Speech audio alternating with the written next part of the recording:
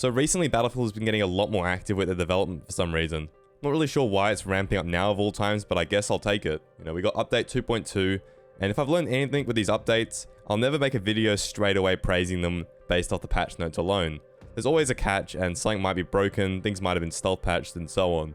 Anyways, we're gonna get into all of that right after today's sponsor. Today's video is sponsored by Outplayed. Have any of you guys been on an 800% milsim, die in-game, die IRL server and hit a disgusting clip?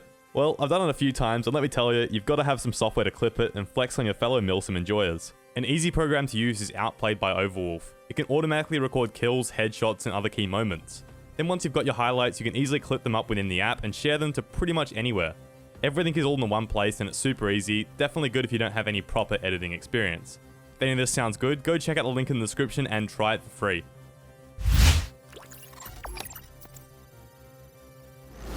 So before we get into the reality of things, what was the update supposed to do? Well, in this update we got an orbital rework.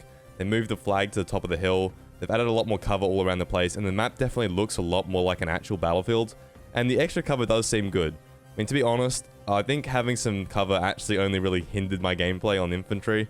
I never really struggled with the initial map, but now there's just so many more places to get shot from, and more viable routes to take across the map. It's probably a good change, and I think I will like it, I'm just not really used to it yet. Next, we've got these portal weapons coming into the main game.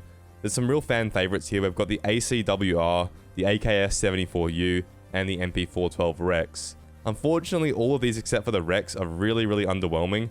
DICE really has to rebalance weapons before adding them into the base game. Every single time they add portal weapons, they usually release them being woefully underpowered, and a second patch is actually necessary to bring them up to speed. There's also the issue of these weapons not having the same attachment selection, or in some cases, no attachments at all. An example for me is the M16. It works really well in smaller game modes with less action, but in the 128 player matches, I find that I'm constantly getting caught out without an extended mag. Those mags are really just a huge quality of life upgrade that basically every 2042 gun has, and you should be using them. Especially when it requires a fair few bullets to kill, and options like the S-FAR exist. That's a gun with a 40 round mag when you have the extended, and it kills in, 3 to 5 bullets. Guns like the M16 do become very niche. Another huge thing they've done is they've added persistent servers to Portal. Before the update, Portal servers required at least one player to keep the server up. I believe this worked the exact same way in Battlefield 5. Now at persistent servers, anyone with the Battle Pass can host a server that will remain active even without players inside of it. I think I'm going to make my own server as well, so stay posted for that. It'll probably just be a bunch of what I consider to be the best maps and game modes.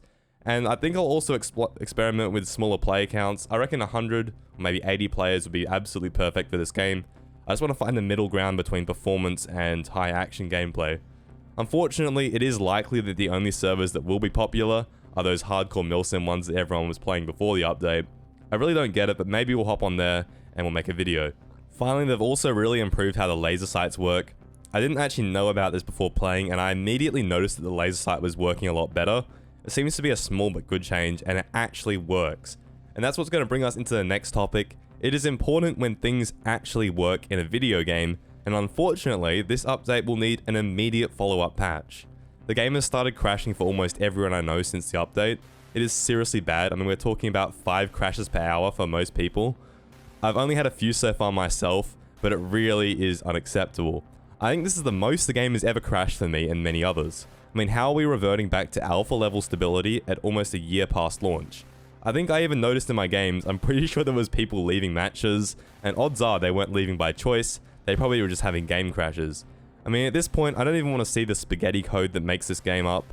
It is seriously astounding that we're getting back to this low level.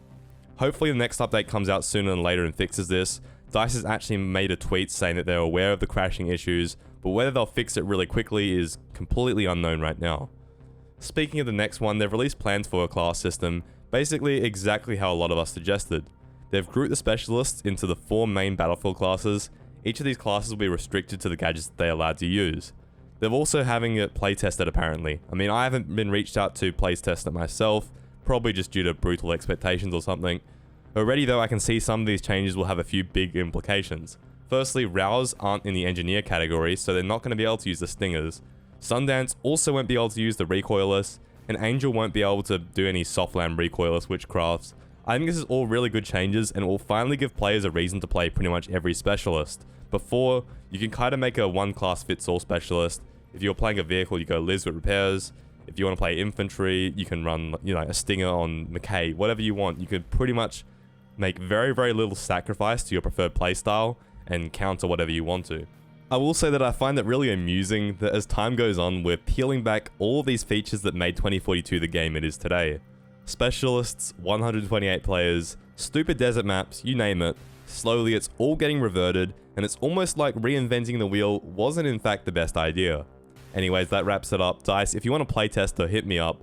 Warning though, I will provide real feedback. On that note, hope you guys enjoyed and let me know how the update is going for all of you, and I'll catch you all on the next one. Peace.